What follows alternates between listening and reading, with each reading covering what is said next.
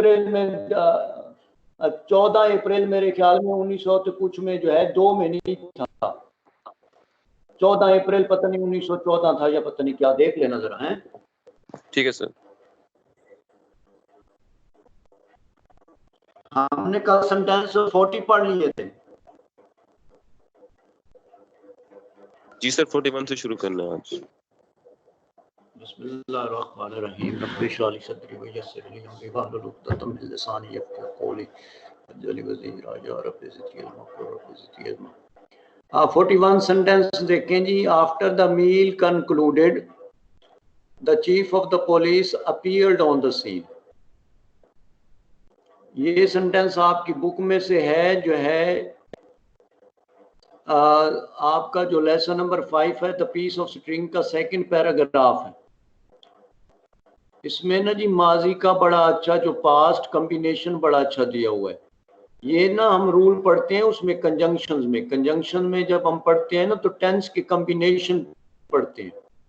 तो मैंने आप लोगों को पढ़ाया था जो 5 कॉम्बिनेशन कंडीशनल के पढ़ाए थे, एक फ्यूचर का कॉम्बिनेशन पढ़ाया था और 3 जो है मैंने पास्ट के कॉम्बिनेशन पढ़ाए थे।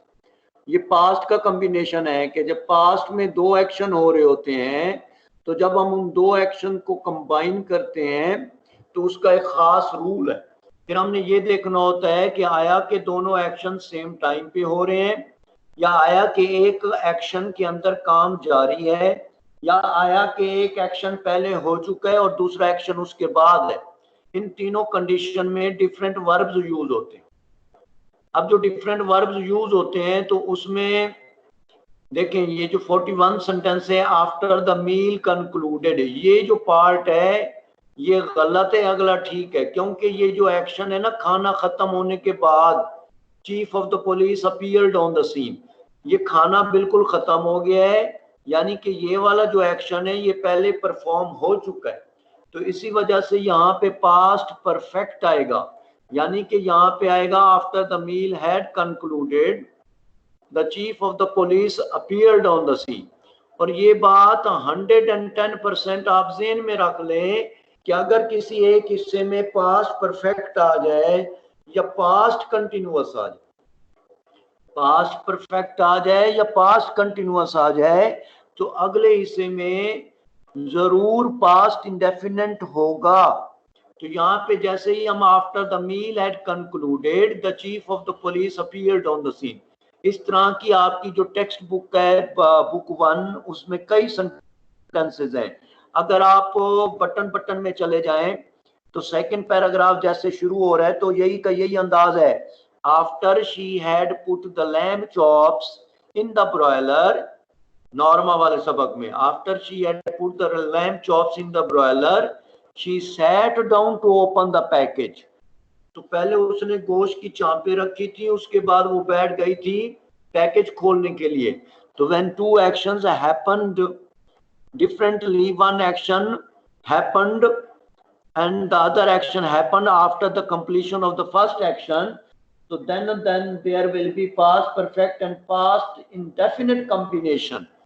तो ये वही अंदाज है। हाँ अगर पास्ट इंडेफिनिट दोनों में कब लगेगा, पास्ट इंडेफिनिट हम दोनों में तब लगाते जब दोनों एक्शन सेम टाइम हुए। जैसे कि हमने नॉर्मा में पढ़ा as she opened the door Mr. Stewart removed his hat, जैसे उसने दरवाजा खोला मिस्टर स्टेवर्ट ने अपना हैट सर पर से हटाया। दोनों एक्शन बेटा सेम टाइम हुए। तो दोनों एक्शन सेम टाइम हो तो पास्ट इंडेफिनिट लगाएंगे। एक पहले हो जाए तो उसमें पास्ट परफेक्ट, दूसरे में पास्ट इंडेफिनिट लगेगा। पास्ट कंटिन्यूअस तब लगेगा जब एक एक्शन पहले से जारी हो। जो पास्ट इंडेफिनिट दोनों में और पास्ट कंटिन्यूअस और पास्ट इंडेफिनिट इसमें थोड़ा सा कंफ्यूजन होती है, वो समझ लें। मिसाल के तौर पर मैं क्लास में आया और बच्चों ने मुझे देखकर पढ़ना शुरू कर दिया, तो as the teacher enter the class the student started reading the books. अब दोनों एक्शन सेम टाइम हुए, बच्चे क्लास में उस्ताद आए और उसको देख के पढ़ना शुरू कर दें, both action happen at the same time. जब दोनों एक्शन सेम टाइम होंगे तो पास्ट इंडेफिनिट लगेगा। अगर मैं क्लास में आया और आप लोग पहले ही पढ़ रहे थे तो फिर वो सिचुएशन पास्ट कंटिन्यूअस वाली होगी। As the teacher, when the teacher entered the class, when the teacher entered the class, the students were reading the books. मेरे ख्याल में ये तीनों कॉम्बिनेशन पास्ट के आपको क्लियर हो गए। अब आ जाए जी 42 पे। It turned out that they believed him to be a Frenchman and they disliked the French. यहाँ पे बेटा आर्टिकल की मिस्टेक और ये सेंटेंस आपका आया हुआ है हिच हाइकिंग अक्रॉस द सहारा में से। तो वो जो है वो जो अमरीकी था क्रिस्टोफर, वो उसको ले जाने के लिए तैयार न थे, लेकिन जब उन्हें क्योंकि वो फ्रेंच से नफरत करते थे, तो ये वाला जो सेंटेंस है वहां से आया हुआ है। It turned out that they believed him to be a Frenchman and they disliked the French. अच्छा, अब ऐसा है इसमें जब कोई कौम मुराद हो तो हम उससे पहले आर्टिकल द लगाते थे। English are hard working people, the French. तो कौम से पहले, फिरकों से पहले, यानी कि नेशन से पहले हम आर्टिकल द इस्तेमाल करते हैं। लेकिन लैंग्वेज आ जाए या सब्जेक्ट आ जाए तो हम उससे पहले आर्टिकल द इस्तेमाल नहीं करेंगे। और जो है ना जी, अगर लैंग्वेज के साथ लैंग्वेज का लफ्ज आ जाए तो आर्टिकल द इस्तेमाल करेंगे। अब मैं सेंटेंस बोलता हूं, the English speak the English language. अब इस सेंटेंस में मैंने बड़ा बेहतरीन अंदाज देके इस्तेमाल किया है, बल्कि मैं यहाँ पे ना जी, यहाँ पे इस्तेमाल कर देता हूं, the English speak the English language. अगर आ जाए सिर्फ लैंग्वेज इंग्लिश आ जाए सिर्फ, तो अब आर्टिकल नहीं लगेगा। यानी कि ये सेंटेंस यूं बनेगा, द इंग्लिश, यहाँ पे कम्युनिटी आ गई बेटा, लोग आ गए, दा लगेगा, स्पीक द इंग्लिश लैंग्वेज।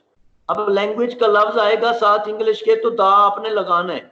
अगर सिर्फ इंग्लिश आ जाए एज अ प्रॉपर नाउन, जैसे द इंग्लिश स्पीक इंग्लिश, तो फिर द इंग्लिश नहीं आएगा, वरना गलत हो जाएगा। तो ये मैंने दोनों तीनों अंदाज आपको एक ही सेंटेंस में बताने की कोशिश की है, इसको समझ लेना आप। तो ये हमारा सेंटेंस हो गया बेटा 43 तक हम पहुंच गए। द फ्रेंच आएगा यहाँ पे। 44 देखें, a sight to inspire fear are wild animals on the loose. बड़ा प्यारा रूल है जी कि जब हम सब्जेक्ट वर्ब एग्रीमेंट देखते हैं, एक बात याद रखिए, इन्वर्जन उस वक्त होगा जब फिक्रे के शुरू में नेगेटिव एडवर्ब आ जाए, या ऐसा हो कि एडवर्ब ऑफ प्लेस आ जाए, यानी कि प्रेपोजिशन टाइप, जैसे above the tree are the bird, above the tree are the birds हमने लगाए। या जैसे हम कहते हैं नेवर हैड दे गॉन, तो नेगेटिव एडवर्ब आ जाए, तो फिर उन अंदाज में या हेयर या देयर आ जाए, ये भी एडवर्ब ऑफ प्लेस है, तो फिर हम इन्वर्जन करते हैं, वर्ब पहले आते हैं। लेकिन यहाँ पे देखो ना, यहाँ पे ना नेगेटिव एडवर्ब है असाइट, ये तो सीधा सीधा एक नाउन सब्जेक्ट, तो ऐसे हालात में इन्वर्जन नहीं होता। अगली बात समझो, असाइट टू इंस्पायर फियर इज आना चाहिए। कुछ स्टूडेंट ये कह सकते हैं सर यहाँ पे वाइल्ड एनिमल्स है, तो अगर यूं हो जाए are wild animals on the loose, तो ये क्यों गलत होगा? बेटा याद रखें, verb will be used according to the subject, not according to the complement. आपको पता है बी फॉर्म के बाद हम कॉम्प्लीमेंट इस्तेमाल करते हैं। जब हमारे पास ऐसी सिचुएशन आ जाए, एक तरफ सब्जेक्ट है, दूसरी तरफ कॉम्प्लीमेंट है, सब्जेक्ट सिंगुलर है, कॉम्प्लीमेंट प्लूरल है, हाँ दोनों प्लूरल है, फिर तो टेंशन ही ना होती। अगर यहाँ साइड की बजाय साइड्स होता फिर तो बच्चा गलत, फिर तो आर ही ठीक था दोनों तरह से, फिर बच्चा कंफ्यूज ही ना होता। अब बच्चा तो अब कंफ्यूज होगा। कुछ स्टूडेंट्स कहेंगे वाइल्ड एनिमल्स को देखें, लेकिन वाइल्ड एनिमल याद रखें यहाँ पे कॉम्प्लीमेंट है। Complement does not decide the verb, the verb is decided by the subject. तो a site is wild animals, तो साइड को देख के हम लगाएंगे इज, सब्जेक्ट को देख के लगाएंगे इज, ना के कंप्लीमेंट को देख। 45 देखें sentence, you and Aslam have taken their bag, you and Aslam have taken their bag. अब यहां पे जो हमने डिसाइड करना है ना, ये जो डिटर्मिनर लगा हुआ है जिसको हम कहते हैं पोजेसिव एडजेक्टिव, हमने एक रूल पढ़ा था कि जब सब्जेक्ट हमारे पास डिफरेंट किस्म के आ जाए, फर्स्ट पर्सन भी आ रहा है, सेकंड पर्सन भी आ रहा है, थर्ड पर्सन भी आ रहा है, तो हमने तरतीब क्या रखनी है? वो तरतीब ये होनी है कि फर्स्ट पर्सन को प्रायोरिटी मिलनी है सेकंड पर्सन पर, सेकंड पर्सन को मिलनी है थर्ड पर्सन पर। अब यहाँ पे यू एंड असलम है, यहाँ पर हमारे पास सेकंड पर्सन और थर्ड पर्सन है, तो हमने ये जो डिटर्मिनर लगाना है पोजेसिव एडजेक्टिव, पीछे सब्जेक्ट को किसको देखना है? यू को देखना है। You and Aslam have taken your bag. अगर हम देर लगाते हैं ना जी, अगर मीनिंग जरा समझे कि तुमने और असलम ने उनका बैग उठाया, मीन ये जो देर है ना, ये कोई और लोग हैं, कोई लाहौर से आए हुए हैं या कोई और लोग हैं, तो ये गलत हो जाएगा बेटा। अगर हिज लगाते हैं तो फिर भी गलत हो जाएगा, क्योंकि हमने सेकंड पर्सन को प्रायोरिटी देनी है। तो इसी वजह से हम यू की वजह से यूर लगाएं। और इसकी बेहतरीन एग्जांपल है, क्योंकि हम लोगों ने जितनी भी ग्रामर सीखी है वो बुक्स पढ़ के सीखी है। तो आपकी जो बुक है end of term, David dashes बहुत बड़ा राइटर है, हिस्टोरिकल राइटर है जी, तो उसकी जो सिस्टर थी वो भी राइटर रही, सिल्विया प्लैथ। अगर आप इंटरनेट पर रिसर्च करें तो मास्टर में उनकी बुक्स शामिल है। तो उसने जो एक फिक्रा लिखा था, इन Leonel, Sylvia and I had never anything to spend for ourselves. Leonel, Sylvia and I, बल्कि मैं ये सेंटेंस लिख देता हूं, बिल्कुल मैच कर रहा है।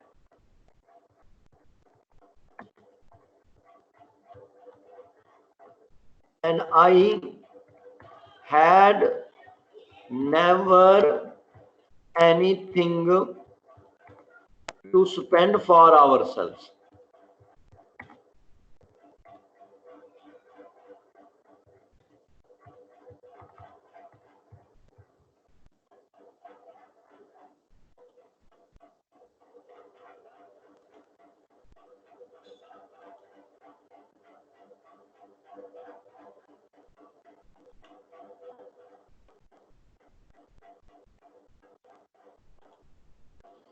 तो यहां पे देखें जी, लियोनल सिल्वी हमारे पास थर्ड पर्सन है और आई हमारे पास फर्स्ट पर्सन है, लेकिन क्योंकि लोग ज्यादा हैं तो फर्स्ट पर्सन का जो प्लूरल है वो वही होता है, तो इसलिए यहाँ पे उसने बुक में आवरसेल्व्स लगाया, देयर देमसेल्व्स उसने नहीं लगाया।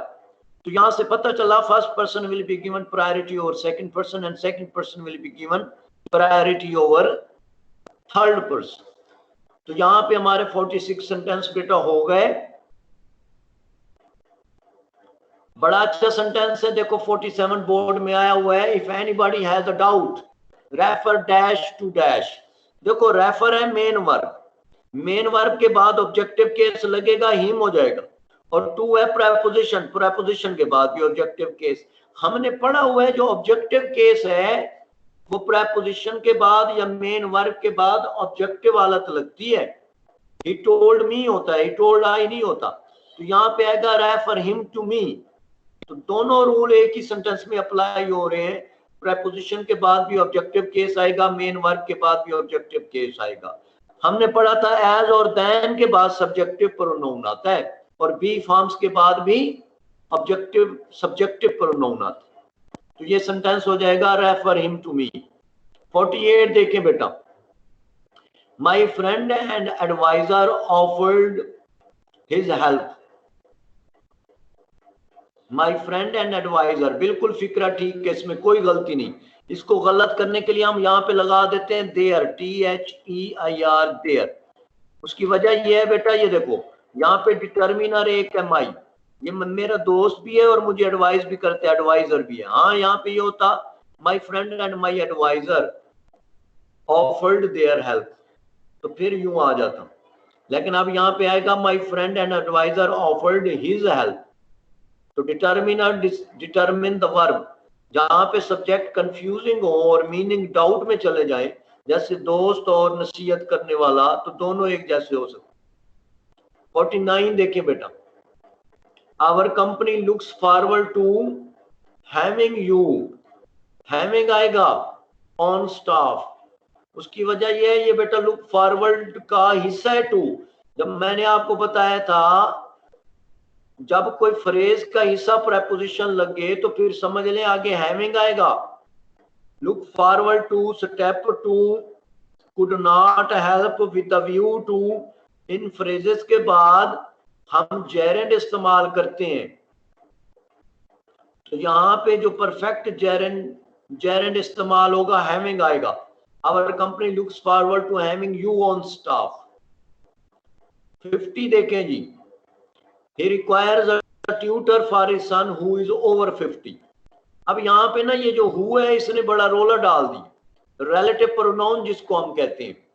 एक बात याद रखें, relative clause जिसको हम adjective clause कहते हैं, ये adjective clause है बेसिकली, जिसको हम relative clause कहते हैं। ये बेसिकली relative pronoun है who, it should be very close to the word it modifies। इसका रूल है जो मैंने अभी बोला इंग्लिश में, it modifies the word, it is used with the word it modifies। ये जिस लफ्ज के साथ लगता है उसको मॉडिफाई कर सकता है। बस देखो, उसको एक ट्यूटर चाहिए और वो कहते हैं ट्यूटर कम से कम ओवर 40 होना चाहिए ताकि एक्सपीरियंस बंदा हो। अब ट्यूटर के साथ हु आना चाहिए था और हमने यहाँ पे लगा दिया हु सन के साथ, यानी कि उसका बेटा 40 साल का है जिसके लिए उसे ट्यूटर चाहिए। नहीं, उसे ही requires a tutor who is over 40 for his son. तो यहाँ पे पता चला कि relative clause should be very close to the word it modifies. तो बेटा 50 सेंटेंस हमारा करेक्ट हो गया। 51 देखें, ये भी उससे मिलता जुलता है, यहां मजीद आपको क्लियर हो जाएगा। He was wearing a ring in his finger that he purchased from Lahore।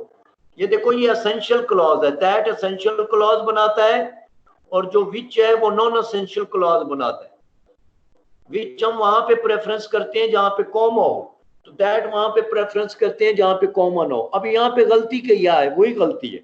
देखो अब यहाँ पे देखो जरा, फिंगर को देखो, finger that he purchase from Lahore, वो उंगली जो उसने लाहौर से खरीदी, नहीं वो तो अंगूठी खरीदी। तो इस दैट वाला जो क्लॉज है पूरा, इसको बेटा रिंग के बाद आना चाहिए और इन इस फिंगर हम शुरू में भी लगा सकते हैं। ये देखो, अब मैं फिक्र यूं बोलूंगी, इन इस फिंगर दरमियान में हटाएंगे तो फिक्र ठीक हो। He was wearing a ring that he purchase from Lahore. अब शुरू में लगा दो इन इस फिंगर, इन इस finger he was wearing a ring that he purchase from Lahore. तो हमें पता चला कि रिलेटिव प्रोनाउन या relative clause should be very close to the word it modifies। 52 देखें सेंटेंस, बड़ा मजेदार सेंटेंस है जी, आपकी बुक में से आया हुआ है और इसमें बड़े प्रेपोजिशंस के हवाले से भी देख सकते हैं, सेंटेंस कॉम्बिनेशन के हवाले से भी इसको देख सकते हैं, इसको एडवर्ब इन्वर्जन भी देख सकते हैं, इसका जो है कंजंक्शन के तौर पे भी इसको देख सकते हैं। बहुत सारे रूल अप्लाई हो रहे हैं। एंटी टेस्ट के लिए ऐसा जो सेंटेंस होता है ना, वो एग्जामिनर को बहुत पसंद होता है। और ऐसे अगर हम चुन चुन के देख लेना सेंटेंस, 70-80 ऐसा टॉप का सेंटेंस है इस तरह जिसमें से अक्सर एग्जामिनर कोई ना कोई दे देता। तो ये वाला जो सेंटेंस है यहाँ पे देखें, हार्डली एक नेगेटिव एडवर्ब। नेगेटिव एडवर्ब कहते हैं मुझे हेल्पिंग वर्ब दें, और आपको पता है ये जो हार्डली है ना, ज्यादातर परफेक्ट के साथ जाता है। तो हार्डली हैड, फिक्रा बिल्कुल यहाँ पे ठीक है। आगे देखते हैं आगे क्या मसला है। ही reached half way across the road. हमें ये भी पता है कि सड़क को पार करने के लिए प्रेपोजिशन अक्रॉस लगाते हैं, क्योंकि सड़क को क्रॉस करना होता है, तो इसलिए प्रेपोजिशन क्रॉस जो है वो वर्ब है, अक्रॉस प्रेपोजिशन। एक बात और भी है कि हमने पढ़ा था थ्रू भी होता है प्रेपोजिशन। थ्रू होता है किसी बंद जगह में से गुजरना और अक्रॉस होता है किसी सरफेस को पार करना। मैंने आपको इसकी बड़ी बेहतरीन एग्जांपल दी थी। कोई बंदा दरिया पार करता है पानी में से गुजर के, तो वो थ्रू द वाटर होगा।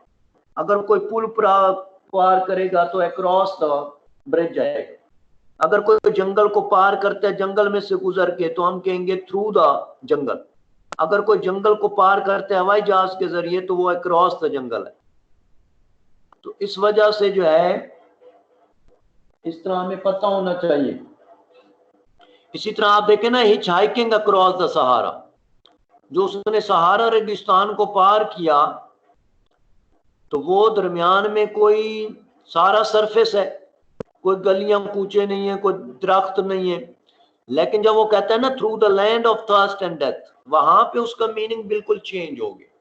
वहां पे ना meaning basically through the land of thirst का मतलब यह है वो जो हालात जिसमें से वो गुजरा, वो जो हालात है, वो जो सिरकमस्टांसेस है, वो जो गर्मी थी, उनमें से जब वो गुजरा तो उसके लिए उसने लफ्ज थ्रू इस्तेमाल किए। तो थ्रू और अक्रॉस आपको टेक्स्ट बुक के हवाले से भी मैंने बता दिए, वैसे भी बता दिए इसका फर्क क्या होता है बेटा। Hardly had he reached halfway across the road, तो ये तो सड़क है। हाँ, अगर सड़क पर हजूम हो और आपको हजूम में से गुजरना पड़ जाए तो बेटा फिर थ्रू द रोड आए, थ्रू द क्राउड आएगा, थ्रू द क्राउड। व्हेन, यहां पे भी एक बड़ा मजेदार है, कुछ ग्रामर की बुक्स में ना हार्डली के साथ कहीं ना कहीं THAN दैन इस्तेमाल हुआ है, लेकिन अभी तक आपके एंटी टेस्ट में इसको वो इनकरेक्ट ही समझ रहे। जैसा कि आपके मुस्तफा कमाल में है कि वहां राइटर ने THAN दैन इस्तेमाल किया हुआ है, इसी वजह से वो एंटी टेस्ट में सेंटेंस नहीं दे पा रहे, क्योंकि वहां पे फिर कंफ्यूजन शुरू हो जाएगी स्टूडेंट्स में कि दैन लगाएं कि वैन लगाएं, वो इसको एज अ मिस्टेक फिर वो नहीं हम दे सकते। तो सेकंड या थर्ड पैराग्राफ है मुस्तफा कमाल का, जब उसका स्टीम रोलर जो है वो half way across the road, समझ आ गई, when the authorities of Istanbul came to know about his intention, वो वाला सेंटेंस है। तो यहाँ पे बेटा हार्डली के साथ व्हेन भी बड़ा अच्छा हो गया, सूनर होता तो हम देन लगा देते। अ ट्रक फुल ऑफ ब्रिक्स, तो ठीक है जी। केम, यहाँ पे भी बड़ा अच्छा कॉम्बिनेशन है, पास्ट इंडेफिनिट और पास्ट परफेक्ट। मैंने आपको अभी थोड़ी देर पहले पढ़ाया था कि अगर पास्ट परफेक्ट एक हिस्से में आ जाए तो 110% यकीन कर ले अगले हिस्से में पास्ट इंडेफिनिट आएगा। आगे चाहे वो एंड से फिक्रे मिल रही हो, दोनों तरफ पास्ट इंडेफिनिट आना चाहिए। और एक बात और भी यहाँ पे ज़हन में रख ले, जिस हिस्से में व्हेन आ जाए उस हिस्से में या पास्ट इंडेफिनिट लगता है या तो प्रेजेंट इंडेफिनिट इस्तेमाल करते हैं। जहां पे वाइल आ जाता है ना, वाइल, वहां पास्ट कंटिन्यूअस लगाते हैं। कहीं ना कहीं व्हेन के साथ अगर ऐसा कोई कंटिन्यूअस ये लग रहा है तो वहां पे व्हेन अपना मीनिंग नहीं दे रहा होता। व्हेन जब का मीनिंग देता है तो ये टाइम क्लॉज बना देता है, और टाइम क्लॉज में इंडेफिनिट लगना है। When a truck full of bricks came from behind as a gust of wind, as को देखते हैं, यहां पे गलती मुझे नजर आ रही, एज की जगह गलती है। बड़ा अच्छा रूल है ये। रूल ना ऐसे है जैसे आप एज और लाइक को लिख लें, कंपैरिजन हो रहा है एज और लाइक का।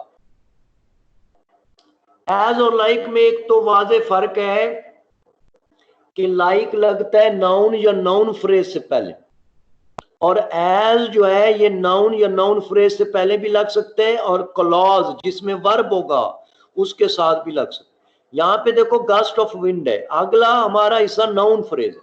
अब यहाँ एज भी लग सकता है, लाइक भी लग सकता है। अब हमें पता कैसे चलेगा कि यहाँ पे हम लाइक लगाएं या एज लगाएं? तो ये ऐसे पता चलेगा, अगर दोनों चीजें बेटा हो सेम तो फिर एज लगेगा, अगर दोनों चीजें हो डिफरेंट तो फिर हम लाइक लगाएंगे।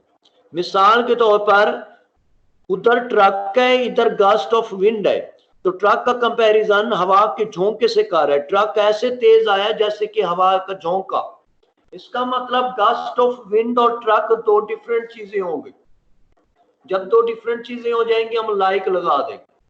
मिसाल में इसकी मैं बड़ी अच्छी देता हूं अक्सर। मिसाल के तौर पर मैं लेक्चर देता हूं एज अ टीचर, आप आके लेक्चर देंगे तो कैसे देंगे? Like a teacher. Ali delivered lecture like sir Abid Munir. तो एज अ टीचर और लाइक अ टीचर का यहाँ पे फर्क आ गया। और दूसरा फर्क ये है लाइक और एज में, अगर आगे हो ही वर्ब, नाउन फ्रेज ना हो तो होते ही वर्ब, फिर तो बेटा पक्की बात है एज लगना, क्योंकि लाइक सिर्फ नाउन से पहले लग सकता है, like Ali, like Sajid, like a gust of wind. तो यहाँ पे behind like a gust of wind आएगा, और ये जो लाइन आई हुई है आपके ओवरकोट में से, and crushing him down, speeded of. अब देखो यहाँ पे हमारे पास था केम, और ये इसका वर्ब है एंड के बाद वाला असल वर्ब। ये तो क्रशिंग कुचलते हुए वो निकल गया, असल ये वर्ब है स्पीडेड ऑफ और केम। ये देखो बिल्कुल एंड के दोनों तरफ वेटेज बराबर होती है। जब दरमियान में कोऑर्डिनेट कंजंक्शन लगता है तो दोनों तरफ वर्ब या टेंस एक जैसे होने चाहिए। ये ओ डबल एफ इसलिए लगा है क्योंकि ये उस रोड को छोड़ के जा रहा, और टुवर्ड्स इसलिए लगा है कि डायरेक्शन के लिए। जब डायरेक्शन नोन हो जाए तो टुवर्ड्स लगाते हैं, अगर डायरेक्शन नजर ना आ रही हो तो टू लगाते हैं। बड़ा अच्छा देखो सेंटेंस है, कितने रूल अप्लाई हो इसकी ना। टू और टुवर्ड्स की बड़ी बेहतरीन एग्जांपल मेरे ज़हन में आ रही है। गॉड बी प्रेज्ड में अगर आप चले जाएं, गॉड बी प्रेज्ड, तो गॉड बी प्रेज्ड में जब मौलवी अब्दुल बरकत शमीम अहमद के साथ मस्जिद जा रहा था तो उसने लफ्ज लगाया था टुवर्ड्स द मॉस्क, क्योंकि मॉस्क का मीनार नजर आ रहा था, घर के पास थी तो वहां पे मीटिंग करने गया था। लेकिन जब वो उसको एक कमरे में ले गया तो कमरा उस वक्त सामने नजर नहीं आ रहा था, तो वहां पे उसने प्रेपोजिशन टू इस्तेमाल किए, टू द रूम। तो ये आपने ख्याल रखना है, टूवर्ड्स और टू का भी फर्क। प्रेपोजिशन जो है असल में हमारे साथ बार बार जो हम स्टूडेंट्स के साथ या टीचर्स के साथ जो सबसे बड़ा मसला आज तक रहा है वो बेटा यही है कि लैंग्वेज किसी और की है और पढ़ा कोई और है। We are not native speakers. तो नेटिव स्पीकर्स की तरह पढ़ने के लिए, पढ़ाने के लिए नेटिव बुक्स पढ़नी पड़ेंगी नेटिव स्पीकर्स की। हम डिपेंड करते रहे सारी जिंदगी, मेरे जैसे बंदे भी जनाब सनशाइन और मुमताज अहमद और इस तरह की किताबें जब हम पढ़ेंगे, उनको तो ये भी पता नहीं होता बेटा राउंड और अराउंड में क्या फर्क है। हर जगह आपकी पूरी बुक्स उठा के देख लें, वो लिखा हुआ है the earth revolves around the sun, लेकिन आप डाइंग सन पढ़ते हैं तो वो राउंड लगाता है। तो हमें पता चला कि वो अंग्रेज है जेम्स हिल्टन, वो फॉरेनर है, वो नेटिव स्पीकर है। Native speaker knows well how the language should be used. लेकिन जो नॉन नेटिव स्पीकर हैं, आप लोगों के साथ ये अलमिया रहा हमेशा, हम अंग्रेजी उस लेवल की हमारी नहीं है, हमारे स्टूडेंट्स की भी नहीं है। तो इस वजह से ये मसले बच्चों को बेचारों को रहते हैं, और इसको अलग अलग उन्हें बड़ी मेहनत से पढ़ना पड़ता है ये सब्जेक्ट। नेटिव स्पीकर्स पढ़ाते तो मजे ही कुछ और होता। तो टुवर्ड्स की जगह टुवर्ड्स ठीक है बेटा, यहाँ पे like a guts of wind आएगा। 52 सेंटेंस मेरे ख्याल में आपको क्लियर हो गए। और हर सेंटेंस को देखो ना, माइन्यूटली देखा करें आप, सेंटेंस का पूरा पार्सिंग कर लिया करें, एनालिसिस कर लिया करें कौन सी चीज, क्योंकि अब आप कंजंक्शंस पढ़ी खड़ी हैं, क्लॉजेस पढ़े खड़े हैं, और इनके अंदर ऐसे ऐसे शॉर्टकट्स हैं 10-15 मिनट में जो है पूरे का पूरा टॉपिक आपको आ जाए। 53 देखें sentence, I don't know who are you. आप लोगों ने पढ़ा हुआ है, मैट्रिक में भी पढ़ा था कि जो है second part of the clause can not be interrogative. फिक्रे का दूसरा हिस्सा सवाल नहीं बना सकता। ये देखो, ये जो आपने हु आर यू लगाया है ये गलत हो गया, हु यू आर होगा, आर बाद में आ जाएगा सब्जेक्ट के बाद, क्योंकि हु के साथ आर लगाना मीन आप सवाल बना रहे हैं। और फिक्रे का सेकंड क्लॉज कॉमों में होता तो फिर तो था, ये तो कॉमे है ही नहीं। तो इस वजह से second clause of the sentence can not be used interrogatively, तो आ जाएगा हु यू आर। 54 देखें, unless you don't work you will not pass. बड़ा वाज़ेह रूल है, अन का मतलब वैसे नॉट होता है, इफ नॉट का मीनिंग देते हैं। अनलेस आ जाए, अनटिल आ जाए, लेस्ट आ जाए, उस हिस्से में नॉट कभी भी इस्तेमाल नहीं होता। Unless you work you will not पास। तो यहां पे फिक्रा कैसे ठीक होगा, unless you work you will not पास। तो यहाँ पे डू नॉट, डू क्यों हटा देंगे, उसकी वजह यह है कि डू तो मनफी के लिए आए थे, क्योंकि जब हम प्रेजेंट इंडेफिनिट टेंस का मनफी या सवालिया बनाते हैं तो हम डू या डज की मदद लेते हैं। जब मनफी सवाल या बनाना ही नहीं है तो फिर इसकी क्यों मदद।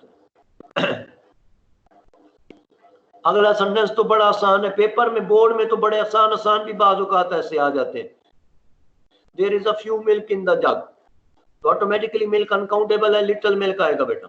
There is a little milk in the jug, बाकी आप लोगों ने पढ़ा हुआ है few, a few, the few, little, a little, the little का फर्क। लिटिल का मतलब होता है ना होने के बराबर, अ लिटिल का मतलब थोड़ा बहुत, और द लिटिल का मतलब स्पेसिफिक।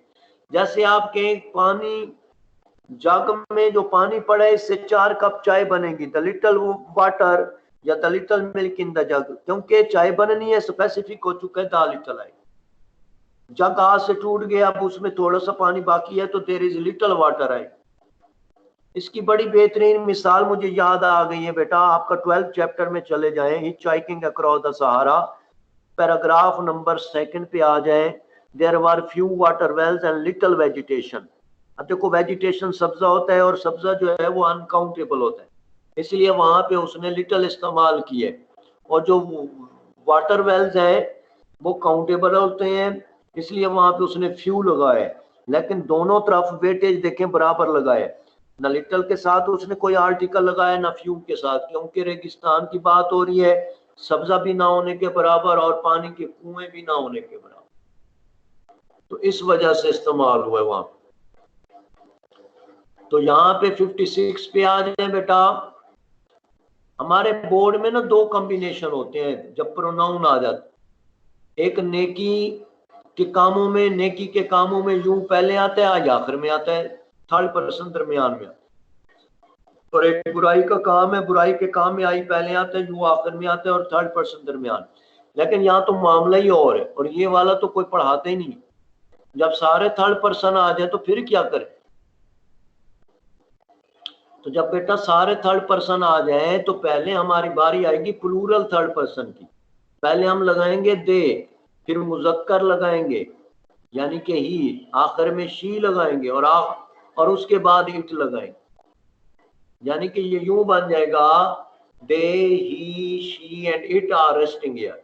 इट से मुराद उनकी बिल्ली हो सकती है, कोई भी चीज हो सकती है, परिंदा हो सकता है, कोई जानवर हो सकता है। तो इस तरह बेटा ये सेंटेंस कंबाइन होगा। जैसे हम कहते हैं ना असलम एंड शाजिया, तो शाजिया एंड असलम लिखेंगे तो गलत हो जाएगा ग्रामेटिकल, तो पहले असलम आएगा फिर शाजिया। तो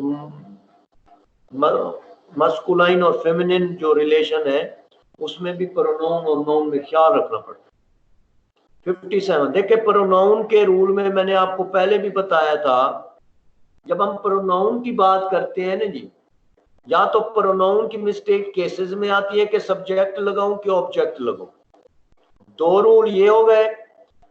तीसरा रूल होता है कि प्रोनाउन का ऑर्डर क्या होता है, 3 रूल।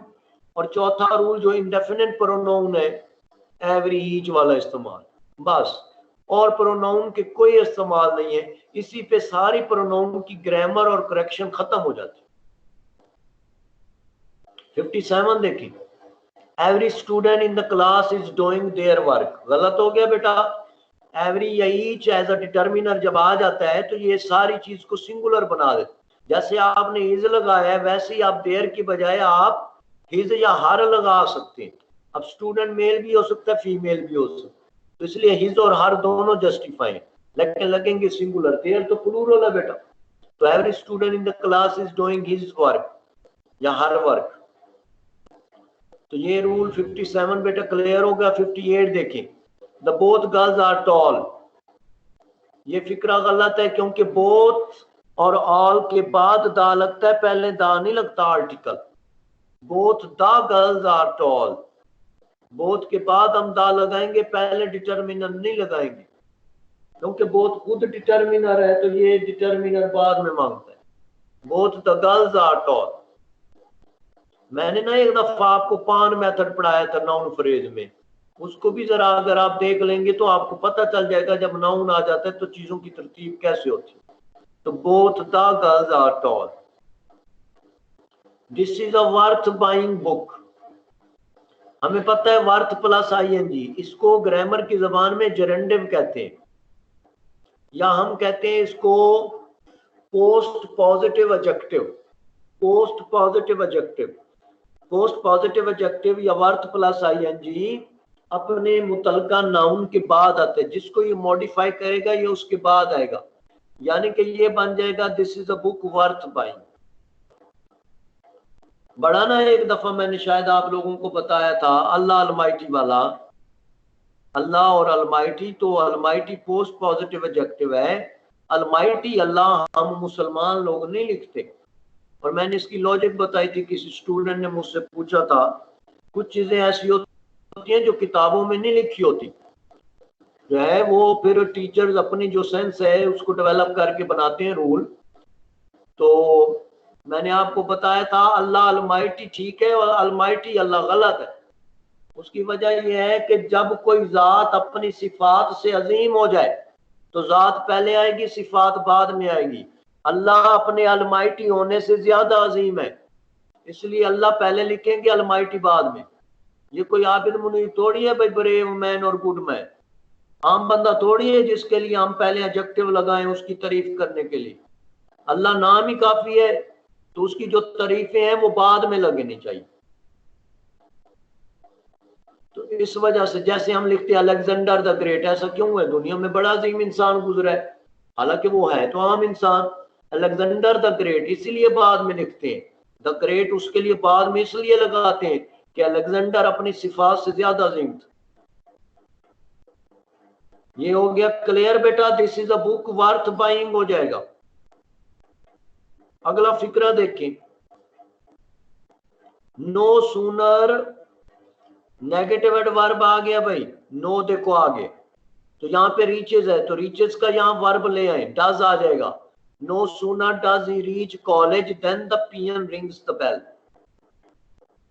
अब यहाँ पे देखो देन क्यों हुआ है, क्योंकि हार्डली नहीं है, सूनर है, हार्डली होता तो हम वेल लगा देते। तो सूनर के साथ ER वाले लफ्जों में वैसे ही better than, more than, dollar than, ER वाले लफ्जों के बाद वैसे भी THAN देन इस्तेमाल करते हैं। अक्सर बच्चे ना THEN देन में फर्क नहीं रखते, दूसरी डिग्री के बाद देन लगता है, THEN देन का इस्तेमाल ही खत्म होता जा रहा है, वो लगता है वक्त के लिए, टाइम के लिए, एज अ कंजंक्शन, फिर हम वहां जाएंगे। तो 60 का गलती कहां पे थी, नो सूनर के बाद डाज लगाएंगे, रीच का ES खत्म हो जाए। 61 बेटा देखें, it was raining since morning, since far आ जाए तो बीन लगना है, तो ऑटोमेटिकली ये गलत है, वाज में पास्ट में चले जाए, it had been raining since morning आ जाए, it had been raining since morning. 62 देखें बेटा, लास्ट और लेटेस्ट का फर्क है, इसी तरह लेटर और लेटर का फर्क मैंने आपको बताया था, याद होगा, मैं यहीं पे लिख देता हूँ, LATER लेटर और LATTER लेटर, ये उसी की डिग्रियां तो हैं।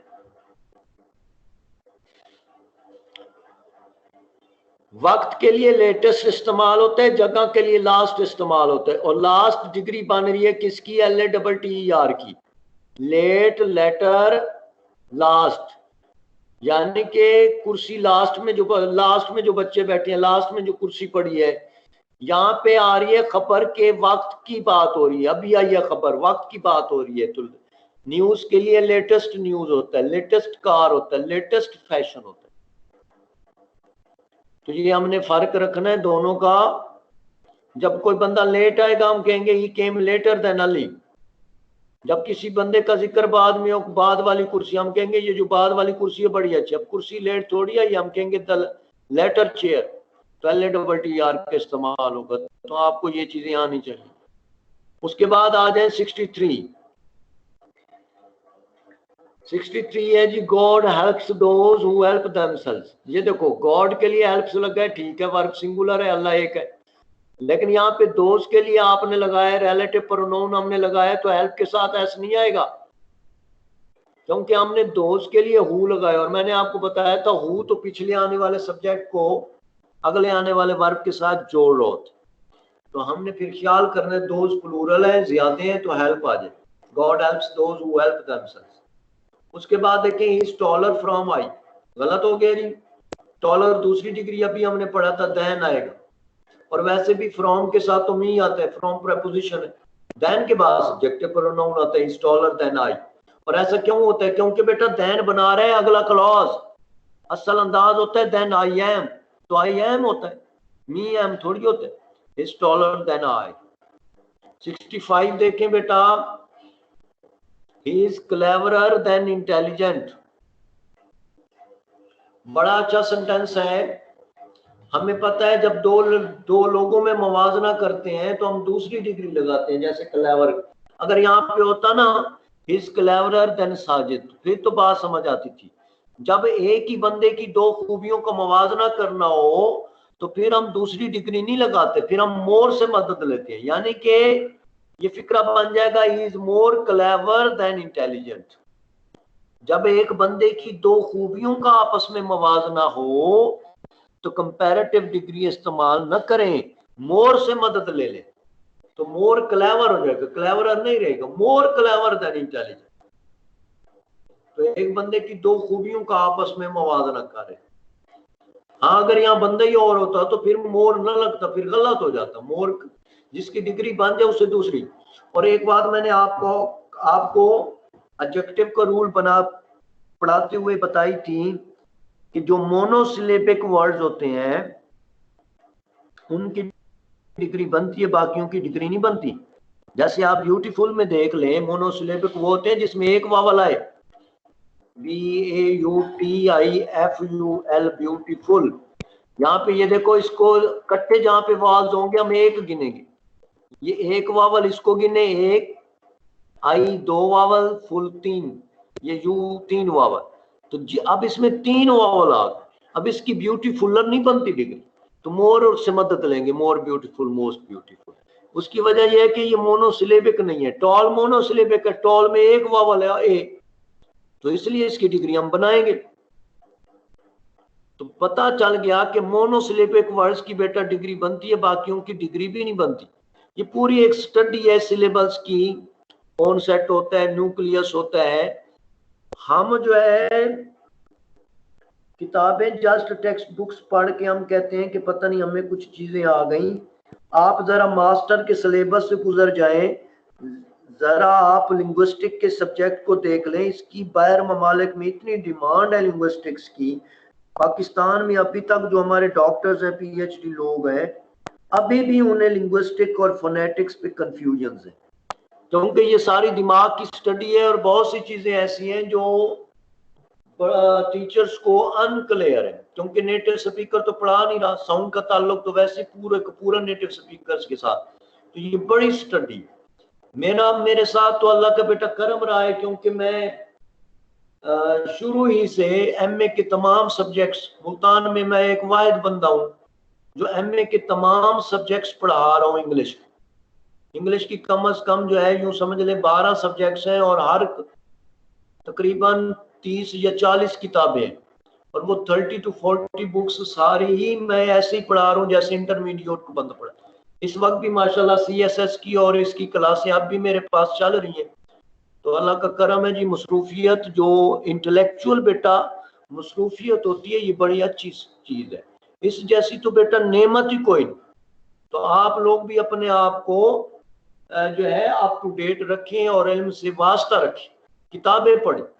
बहुत से हमारे ऐसे बच्चे हैं जो निश्तर में पढ़ रहे हैं, लेकिन उन्होंने लिटरेरी सोसाइटी बनाई हुई है, और वो जनाब सलाहुद्दीन को देख लो, वो लिटरेरी सोसाइटी का वहां पे लीडर है।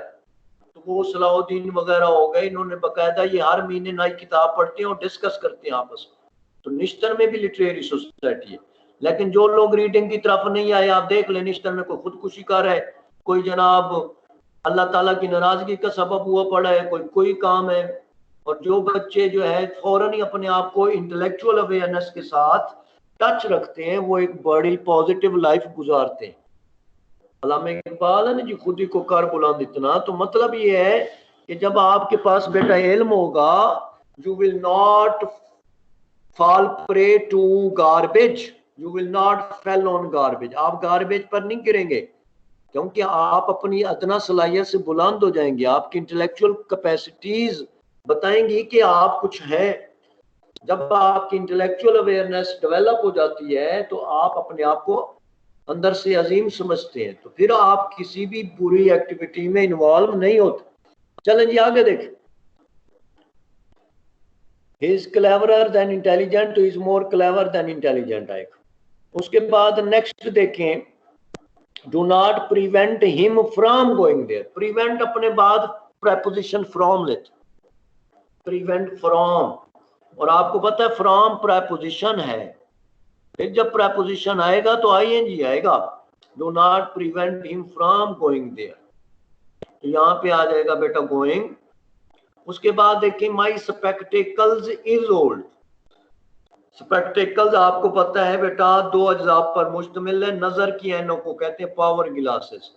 हमने पढ़ा था ट्राउजर्स है, जीन्स है, स्पेक्टेकल्स है, ग्लासेस है, गोगल्स है, पिंसर्स है, प्लायर्स है, प्लास जिसे कहते हैं।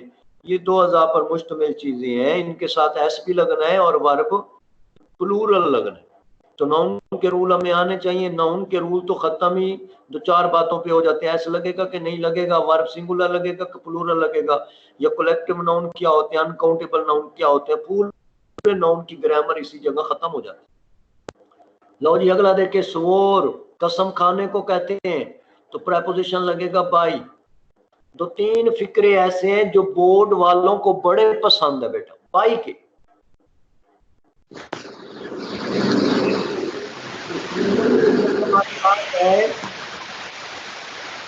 टुवर्ड बाई गॉड होता है, टुवर्ड के साथ प्रेपोजिशन बाई इस्तेमाल होगा, और उसके साथ दर्जनों में जो अंडे बेचे जाते हैं, eggs are sold by dozen, और जो वक्त बचाया जाता है, what is the time by your watch.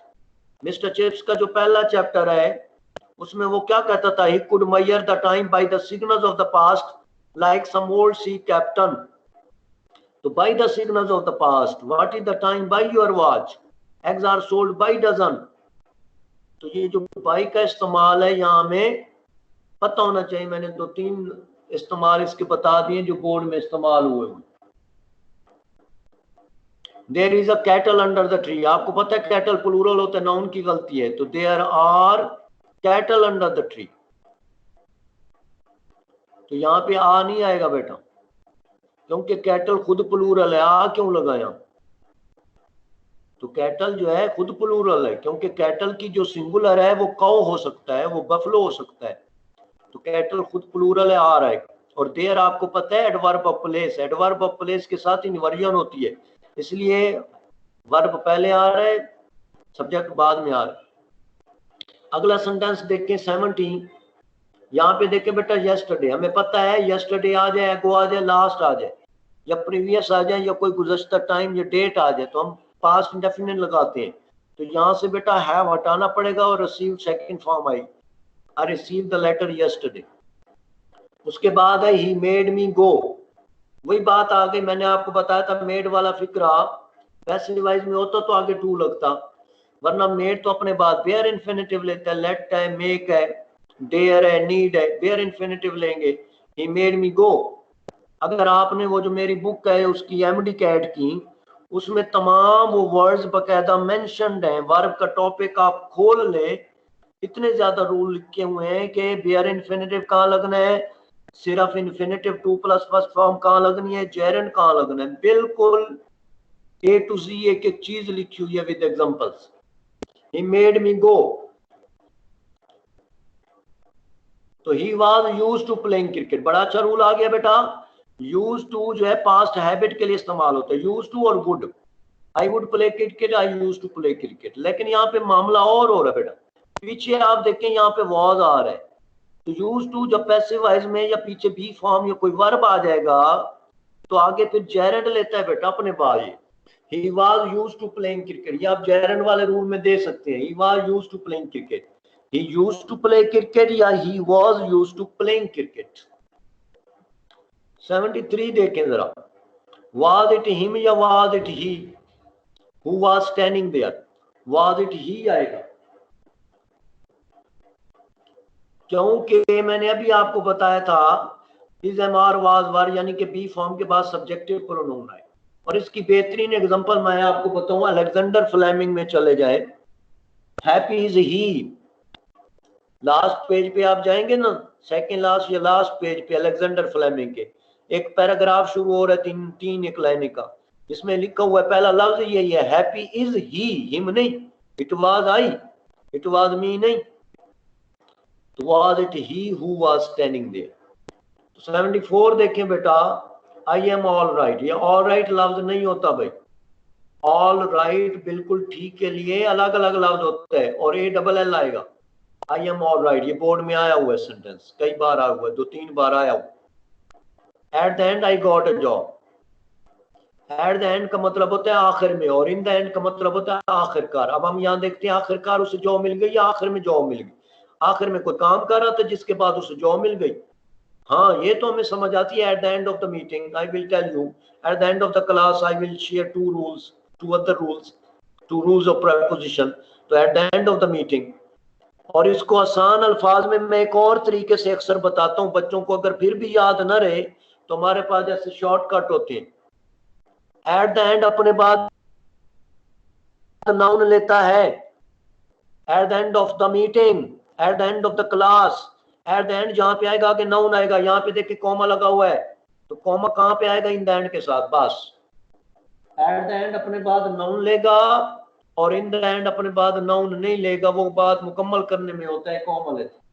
तो यहाँ पे in the and I got a job, इस तरह भी आप बेटा इसको याद कर सकते हैं। बड़े रिप्लाइड, तो रिप्लाइड जब आएगा तो ऑटोमेटिकली रिप्लाइड पास्ट टेंस है, तो पास्ट टेंस फॉलोज पास्ट। तो रिप्लाइड के बाद ऑटोमेटिकली हमें क्या आना चाहिए? वुड आना चाहिए। ही replied that he would come. Will कैसे आएगा? विल नहीं आ सकता। रिप्लाइड बेटा पास्ट है तो आगे भी पास्ट आएगा। 77 देख, every one of you has a chance. ये देखो फिर वही आ गया, इंडेफिनिट प्रोनाउन एवरी आ गया, एवरी आ जाए, ईच आ जाए, इधर आ जाए, नीदर आ जाए। हमने कुछ लफ्ज पढ़े थे, आपको याद हो, इनो। तो इनो वाले लफ्ज जो है अपने पास सिंगुलर वर्ब लेते हैं। तो every one of you has a chance.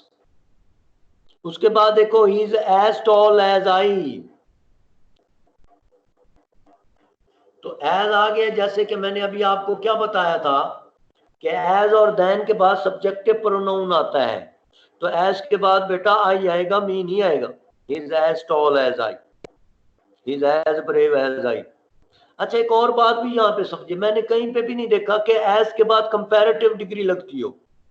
जैसे हम he is as taller as I, तो ये गलत हो जाए, क्योंकि एज अपने बाद पॉजिटिव डिग्री ऑफ एडजेक्टिव आते हैं। इज एज ब्रेव, इस तरह। इसी तरह सो भी अपने बाद पॉजिटिव डिग्री लेते हैं। सो ब्रेव, ही सो रिच, ही सो कनिंग, ही सो रिच। तो सो भी अपने बाद पॉजिटिव एडजेक्टिव लेता है, और सो हमेशा अपने बाद एडजेक्टिव लेता है। लेकिन मैंने आपको बताया था अगर एडजेक्टिव के बाद नाउन लगाना चाहते हैं तो पहले आर्टिकल देना पड़ेगा। सो शॉर्ट आ टाइम एगो, आपकी बुक के अल्फाज मैंने बोले, using the scientific method. So short a time ago, हालांकि टाइम अनकाउंटेबल आ क्यों लगा है? ये सो की वजह से लगा है कि सो एडजेक्टिव लेते हैं, नाउन दोगे तो आ लगाना पड़ेगा। अब देखिए, कुछ हम सेंटेंस कर रहे हैं लेकिन इसमें कितनी ग्रामर इन्वॉल्व हो रही, आपकी सारी तकरीबन ग्रामर रिवाइज हो रही। अगर देखा जाए ना बेटा, मेरे नजदीक एंटी टेस्ट जो बच्चे जिसको बला समझते हैं ना जी, मैं कहता हूं 2 दिन उस्ताद लगा लेना, 2 दिन एंटी टेस्ट में पूरे नंबर आए बच्चे। थोड़ा सा बच्चे को बस नो हाउ हो बेसिक चीजें, बस 2 दिन लगा ले, एक अच्छे टीचर पढ़ा दे। क्योंकि हम लोग बेटा क्लासों में सारे सिलेबस में लगे रहे, जिसकी वजह से मैंने ग्रामर कोशिश तो की आपको उस लेवल पे पढ़ाऊं, साथ ही बुक भी रिकमेंड की। तो मेरा नहीं ख्याल कि एंट्री इतनी छुट्टियों में भी आपका कोई नुकसान हुआ होगा। उन स्टूडेंट के लिए मसला है जिनको अच्छे उस्ताद नहीं मिले या इस तरह का उनको एनवायरनमेंट नहीं दिया गया, वो बेचारे घरों में अब रुल गए हैं। हम लोगों ने तो अल्लाह का करम है, पंजाब कॉलेज में आपका सिलेबस भी टाइम पे खत्म करवा दिया था, और हमारे तकरीबन बड़े बड़े टेस्ट चल रहे थे। तो ये एक बड़ी अच्छी पॉलिसी थी हमारी इस साल की, तो जिसकी वजह से हमारे बच्चों का इतना नुकसान नहीं हुआ। अल्लाह आप लोगों को कामयाब करें इंशाल्लाह, हमारी दुआएं हर वक्त आपके साथ है। अगला देखें बेटा 79, she is the most matchless teacher in the school. अच्छा, मैंने एडजेक्टिव पढ़ाए थे ना, पूरी डायग्राम बना के पढ़ाए थे, आपको याद होगा, दस्तों में देखोगे आपको पता होगा। ये जो लफ्ज मैचलेस है ना बेटा, ये एब्सोल्यूट डिग्री है, और ये मैंने आपको पढ़ाया था पॉजिटिव डिग्री के साथ। जो एब्सोल्यूट डिग्री होती है उसको डिग्री की जरूरत नहीं होती। और दूसरा मैंने कहा था कंपैरेटिव डिग्री, जो लैटिन वर्ड्स हैं उनको भी डिग्री की जरूरत नहीं होती। सीनियर, जूनियर, मोर सीनियर, जूनियर नहीं कह सकते आप। तो जो चीज है ही मैचलेस, बेमिसाल है ही, परफेक्ट है ही, कंप्लीट है ही, यूनिक। और ये जो हमारे वो जो प्रकार वाले वो हैं, स्क्वायर और राउंड, मैथमेटिकल वर्ड, इनको भी डिग्री की जरूरत नहीं होती। तो ये एब्सोल्यूट डिग्रीज हैं, they have no need of any other degree. ये मोस्ट गलत हो जाएगा। She is matchless teacher in the school, तो मैचलेस आएगा, मोस्ट नहीं आएगा। 80 सेंटेंस देखें। I have a work to do, I have a piece of work to do. Work uncountable है, काउंटेबल पता है ये कब होता है? जब किसी के लिटरेरी वर्क, जब हम इकबाल की बात करें, वर्क्स ऑफ इकबाल, जैसा कि आपने पढ़ा था वो जो मिस्टर चिप्स में बैले लेटर्स, वो नीचे वाली अलमारी में उसने there was a time of history and belles lettres. जैसे हम कहते हैं Allama Iqbal is a man of letters, ये प्लूरल हो जाता है जब लिटरेचर के बारे में आता है। यहाँ पे आएगा I have a piece of work to do.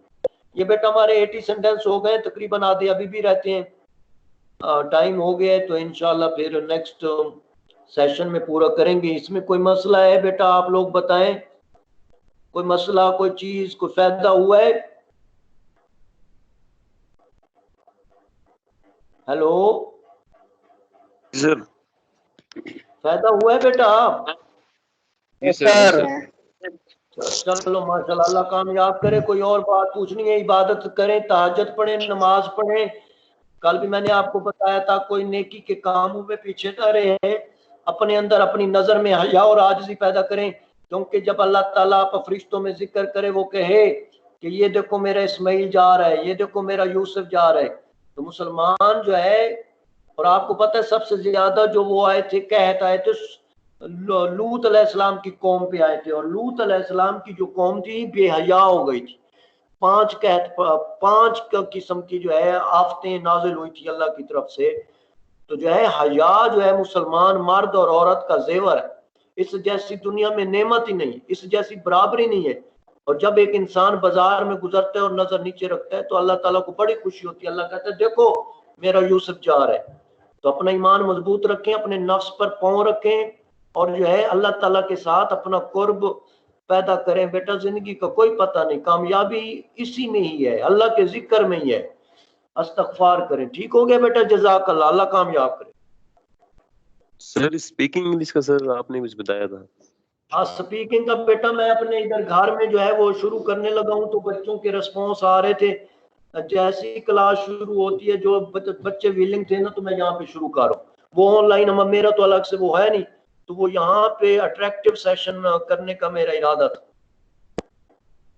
तो फिर इंशाल्लाह जिसने रिस्पॉन्स दिया तो फिर वो क्लास में एंटर करेंगे। अर्ली मॉर्निंग होगा तकरीबन रोजे के बाद, नमाज के बाद, फजर के बाद, सुबह 7 बजे या इस तरह इंशाल्लाह। ठीक हो गया बेटा? ठीक है है सर। जज़ाकल्लाह, अल्लाह कामयाब करे।